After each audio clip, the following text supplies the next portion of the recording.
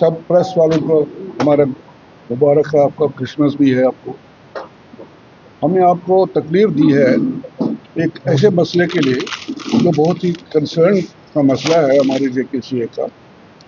तो हम चाहते हैं कि हम आपसे सब शेयर करें जो हमारे साथ हो रहा है, क्योंकि ये कुछ कई सालों से हम सुप्रीम कोर्ट में है। हमने सुप्रीम कोर्ट को कहा कि हमको ये सब कमेटी खत्म करके हमको एक इलेक्शन करा दो। वो लड़ते रहे, अवॉइड करते, लेकिन फाइनली 27 अक्टूबर को हमारा ऑर्डर आ गया कि आप इलेक्शन करा। तो उसके ऑर्डर के साथ इलेक्टोरल ऑफिसर उन्हें बनाया। हालांकि उन्होंने ये भी कहा कि कॉन्स्टिट्यूशन अभी अगर रजिस्टर नहीं हुआ तो आप इलेक्शन कर दीजिए। कितना वो किस हद तक ठीक है नहीं है तो हम उसमें नहीं जाना चाहते, लेकिन अब सुप्रीम कोर्ट का ऑर्डर है, हमने कहा चलो ठीक है, फेयर इलेक्शन हो जाएगा। तो उसकी वजह से वो वेटिंग कर रहे हैं। लेकिन हमने क्या देखा कि जो कॉन्स्टिट्यूशन जो हमारा नया इन्होंने अप्लाई किया है उसमें एक प्रोसीजर दिखाया है कि इलेक्शन कैसे होगा, प्रोसेस ऑफ इलेक्शन क्या होगा। उसमें जनरल काउंसिल को पहले बुलानी है, जिसमें सब रूल्स रेगुलेशन साइड करने होते हैं, इलेक्शन कैसा होगा कौन करेगा, और इनफैक्ट उसी को ये इलेक्टोरल ऑफिसर बनाना था। लेकिन हम supreme court in its judgement they have appointed the election officer mister Jyoti. ठीक है, क्योंकि हमें यह है कि अगर वो फेयर करते थे तो कोई प्रॉब्लम नहीं था, ऐसा नहीं। लेकिन what we observe from the date he was appointed, हम उनको रिक्वेस्ट करते थे कि हमारे साथ यहाँ आइए, जनरल काउंसिल में बैठे हमसे डिस्कस कर दीजिए, we are interested party, so that fair election हो जाए। हमारे एसोसिएशन में 25 क्लब हैं जो रेगुलर जो societies, JKCA is a society, और जो एफिलिएटेड क्लब्स हैं उनमें से भी सोसाइटीज बहुत है। तो उसमें वो 25 में से कुछ क्लब ऐसे थे जो थोड़े डिस्टर्ब थे कुछ कारणों से, जिनका हाईकोर्ट ने अम्बड्समैन उनको फिक्स किया था, बशीर साहब। उसने 3 साल काम करके हर एक क्लब को बुलाया, उनके अपोजिट को बुलाया और फाइनल जजमेंट उन्होंने दी। उसके हिसाब से उन्होंने इलेक्शन किए, कंटिन्यू करते रहे पिछले 4 साल से। लेकिन जो उसमें से डिसकंटेंट एलिमेंट थे वो तो नेचुरली मुतमईन हुए नहीं, उसके से उनको कोई चारा थे। उन्होंने हमने क्या देखा कि एक चोरी छुपी एक अम्बड्समैन मार्च 25 में अपॉइंटमेंट किया। वो किसने किया ये पता नहीं, हमने दूसरा अम्बड्समैन जो दूसरा अम्बड्समैन कर ही नहीं सकते। अम्बड्समैन होता है करना या तो जनरल काउंसिल बना सकती है या कोई कोर्ट ऑर्डर। न तो जनरल काउंसिल ने बनाया है, न कोई नया अम्बड्समैन ने किया है जिसको हम जानते भी नहीं, किसी को बुलाया नहीं उसने। 27 अक्टूबर के बाद नवंबर में सबको जो दूसरे डिस्प्यूटेड क्लब्स थे 5-6 उनको चिट्ठियाँ लिखी कि अब आपका जी रिजेक्ट हो गया, वो हो गया। तो ये एक बहुत अलार्मिंग सिचुएशन है। और इसमें मैं पर्सनली समझता हूँ, I have been a vice president BCCI, तो उनका कुछ ऐसा ये रहा कि उन्होंने they do not ensure that fair elections हो, उनको शायद मंशा नहीं हो। तो इसलिए हम कोर्ट में बहुत केसेस चले गए हैं, वो कभी ऑर्डर नहीं हुआ है, एडवांस नहीं दिया जा रहा है, ये जो टाइम गैप है उसके लिए। इसलिए हमने सोचा हम आपको भी मीडिया को हर एक अपना पूरी डिटेल बताएंगे कि क्या हो रहा है। तो इसलिए आपको वेलकम करते हैं। Now other people will tell you on different subjects in detail. तो थैंक यू। एक्चुअली हमारा मेन जो कंसेप्ट है, जो जस्टिस बशीरुद्दीन साहब को डिवीजन बेंच ने बनाया, उससे पहले बहुत टाइम से डिस्प्यूट चल रहा था। ऑनरेबल सुप्रीम कोर्ट में 12-13 साल से केसेस चल रहे थे और हम हर वक्त यही कोशिश कर रहे थे इलेक्शन को।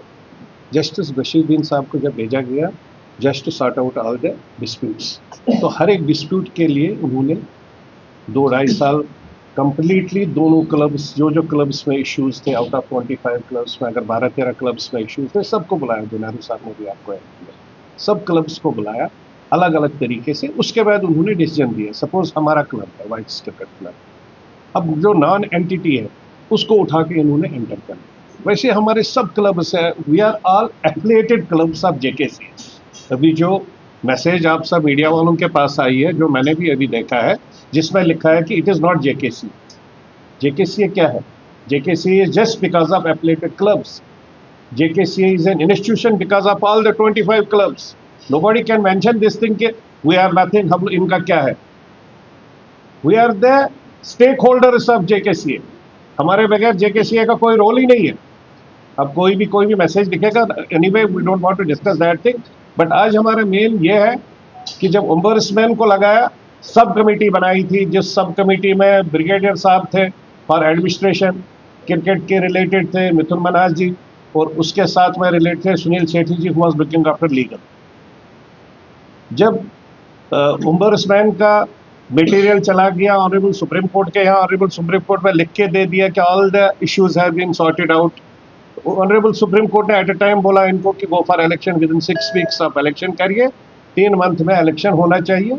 और उन्होंने वहां से बीसीसीआई को भी लिखा, तो इलेक्शन की प्रोसेस स्टार्ट हो गई। अब अगर इलेक्शन की प्रोसेस स्टार्ट हो गई, यहां से नई एक लेटर निकल गई, जो ब्रिगेडियर साहब ने अपनी लेटर निकाली, बीइंग ए सब committee member, responsibility of subcommittee is simply for day-to-day working. He is not authorized to appoint any ombudsman. Ombudsman की अथॉरिटी है खाली हाई कोर्ट को, जजेस को, एज वेल एज एजीएम। वो भी एजीएम तब है जब आफ्टर इलेक्शन होगा, बिफोर इलेक्शन कोई एजीएम नहीं होता है। तो ये जो गलत हो रहा है, उस तरीके से इन्होंने ओम्बर्समैन को अपना बनाया। दे वर नॉट एक्सपेक्टिंग कि इलेक्शन, ऑनरेबल सुप्रीम कोर्ट बोलेगा इलेक्शन करो विद इन 6 वीक्स। तो उसके बाद में इन्होंने इस प्रोसेस को स्टार्ट कर दिया, जिसके ऊपर जो लोगों को ओम्बर्समैन ने बाहर किया था, उन सब लोगों को इन्होंने वोटर लिस्ट में लाया और they have been allowed for the voting. अब हम जब ऑनरेबल कोर्ट्स में जा रहे हैं, बदकिस्मती ये है कि ऑनरेबल कोर्ट में हम लोग मांग रहे हैं ओम्बर्समैन। हम कह रहे हैं ओम्बर्समैन को क्यों बनाया, किसने बनाया, किस तरीके से बनाया, सब कमेटी कैसे बना सकती। तो ऑनरेबल कोर्ट के माध्यम से वहां डिस्कशन, जो भी हमारे पेपर्स आते हैं उसमें वो लोग पूरा ही डाइवर्ट हो जाता है। तो हम लोगों ने जो प्लीज डाल रखी है ऑनरेबल हाई कोर्ट में, हम लोग किसी भी, बिकॉज वो कंटेम्प्ट ऑफ कोर्ट हो जाएगा, we are not in a position to speak against court, but हाँ हम एक काम कर सकते हैं, we are the legal citizens of this nation. हम लोगों को राइट बनता है, हम चीफ जस्टिस ऑफ इंडिया को अपनी प्ली भी भेजेंगे, और जो डिसीजन आए हैं ऑनरेबल जजेस का, जो डिसीजन आता है वो भी भेजेंगे कि देखिए कॉग्निजेंस ले लीजिए, देखिए क्या हो रहा है हमारे स्टेट में। अगर यहां से कुछ गलत हो रहा है तो हमारी क्या गलती है? अगर वहां पर कुछ है, इफ दे आर करेक्ट, अगर मैं मांग रहा हूं, मेरा क्लब मांग रहा है कि मेरे को ओम्बर्समैन, हम सबों का एक ही डिसीजन है कि हमारा ओम्बर्समैन आपने किस बात पर लगाया, यू आर नॉट अथोराइज्ड। अगर आपको जस्टिस बशीरुद्दीन साहब पसंद नहीं थे या आपको लगा ठीक नहीं है, जितने क्लब्स थे आपने उनसे एप्लीकेशन लेनी थी, एक लीगल फॉर्मेशन है, तो उसके बाद में आपने वापस कोर्ट में जाना था कि जस्टिस बशीरुद्दीन साहब का जो जजमेंट था वो ठीक नहीं है, we want to change it. अगर उसमें कोर्ट चेंज कर लेता, उसके बाद आप अथोराइज नहीं होते कोर्ट के माध्यम से ही कि आप डे टू डे वर्किंग के लिए है। अंडर 16 कैसे जाएगा, अंडर 19 कौन खेलेगा, अंडर 23 क्या खेलेगा, रांझीज कैसे खेलेंगे, वो सब टीम्स के लिए, और डे टू डे वर्किंग में। दूसरी बात है, we want to see the accounts. जो पिछले 2-3 साल में जो पैसा आया है जेकेसीए में, हम लोग वो भी देखना चाहते हैं कि जम्मू कश्मीर में कितने स्टेडियम बने, वो पैसा कहाँ लग रहा है। अभी तक अगर हम नहीं चाहते हैं, हमें लग रहा है, चाहते क्या, हमें लग रहा है कि और एक स्कैम शायद निकल के आ जाएगा, the way things are going. Otherwise इतना इंटरेस्ट क्यों ले रहे हैं? क्या मसला है इसमें? हर एक पर्सनल इंटरेस्ट लिया जा रहा है कि हम लोग किसी तरीके से इसको इन डिफरेंट वे इसको मैनेज करें, हाईजैक करें। क्यों करें हाईजैक? अरे आप, ऑनरेबल सुप्रीम कोर्ट ने जब बोला, आप प्योरली इलेक्शन करा देते, जिसको वोट डालते, जो डालते होता, अच्छा होता। कुछ लोग हैं यहाँ पर जो बीजेपी को बदनाम करना चाहते हैं। मैं बीजेपी को भी बोलना चाहता हूँ, they are doing wonderful work. 140 crore लोग आज उनसे खुश है, लेकिन जो ये फैटर्निटी चल रही है, जो हमारे यहाँ पर चल रहा है, उसके यहाँ पर इंट्रोस्पेक्ट करे और वहाँ चेक करे, जो वो लोग वहाँ पर उनके मदद से और उनके नाम से वहाँ गलत काम कर रहे हैं, उसको थोड़ा इंट्रोस्पेक्ट करें।